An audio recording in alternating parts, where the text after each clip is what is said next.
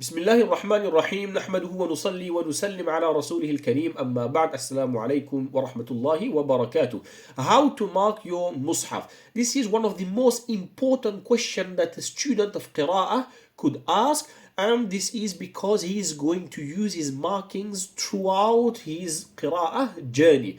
First of all, what should we consider is how to mark the Mushaf is by using the codes that are prescribed in حرز الأماني ووجه التهاني, and we will speak about it a little bit inshallah towards the end of the video. So the codes are already defined and already given there. Let's take the example on the screen on the fifth Imam. The fifth Imam is Imam Asim. Imam Asim will be represented with the noon.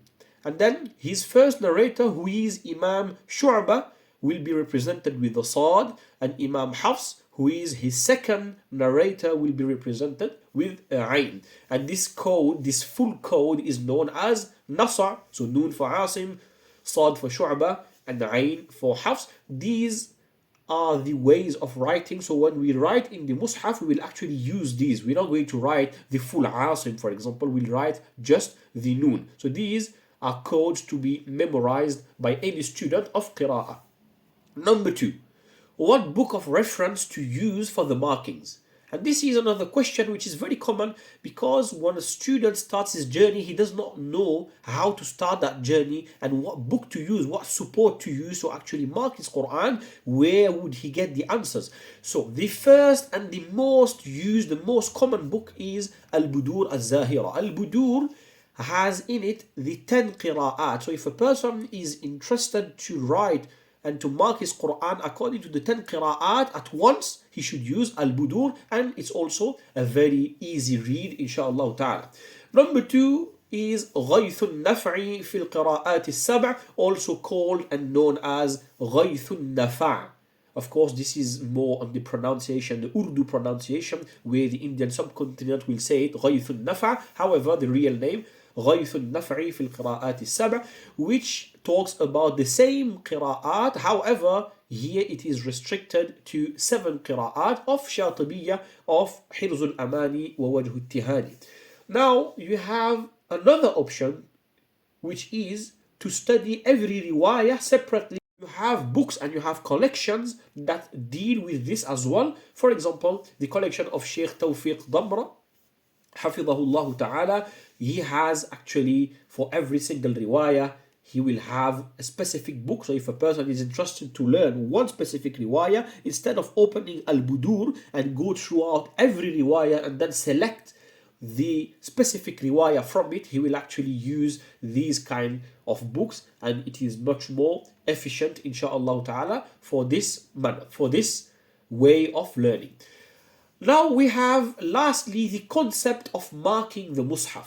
Okay, this concept that we just talked about, is this a universal way of studying the Qira'at, or is this more specific to, for example, the Indian subcontinent? And the answer is very simple, it is more specific to the Indian subcontinent, where we actually use any of those books and we write them in our Qur'an al-Kareem and we present it to the Ustad. Inshallah ta'ala, we'll discuss this a little bit further just now. And so now this is the beginning of the bridge, a bridge between the Arabs and the non-Arabs. Of course, I'm talking about the Indian subcontinent more specifically when I say non-Arabs, and here inshallah is a bit of explanation.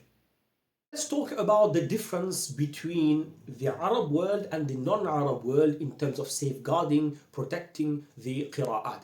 The first way, it is very common, and this is the way which is the most used in the entire subcontinent and whatever derived from these. So what I'm saying, this is, for example, England, South Africa, Canada, America. So whomsoever went to these lands to study, okay, whether it is Pakistan, Bangladesh, or India, they will come with that same mentality and the same way of safeguarding the Qira'at. And how do they do this? They actually write all the ikhtilafat, all the differences on the side of the Qur'an al-Kareem, and they present it to the teacher. In this way, the teachers are here listening to them, correcting them, and passing them and of course towards the end they receive the ijaza, and this is pretty much how they do the qira'at, and inshallah ta'ala we will expand on it on the next video of how to actually mark the Qur'an al-Kareem. Now, when we explain this way to the Arabs, they will actually feel very surprised. They will be very surprised and they will say, how can a person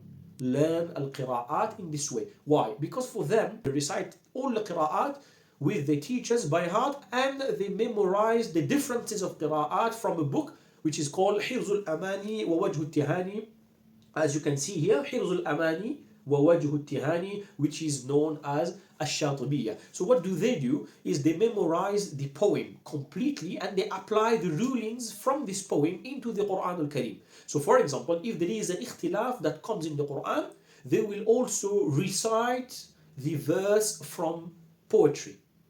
And this is as a dalil, as a proof of that qira'ah. And this is pretty much the way that they are actually studying the qira'ah. Now, is there anything right or wrong? Is one tariqah right and the other tariqah wrong? So this is a question that might arise. Of course, there is not a very big deal in regards to this. Okay, both tariqah are working towards the same goal, and this is preserving the Qur'an al-Kareem. Of course, now you have the Arabs that have the advantage of the language. It's much easier for them to memorize, and it's not only in the field of qira'ah and tajweed. Okay, they actually memorize mutun in so many other subjects as well. So for them, it is just one other matan, it's just another book from many books that they have memorized. So alhamdulillah, we are not making any excuses. It should not be an excuse, and if a person has the potential and the ability to learn Hirzul Amani wa Wajhu Tihani by heart while studying Qira'at, then he should do so. Jazakumullahu khairan. May Allah subhanahu wa ta'ala reward you for watching, and we hope to see you in the next video. Assalamu alaikum wa rahmatullahi wa barakatuh.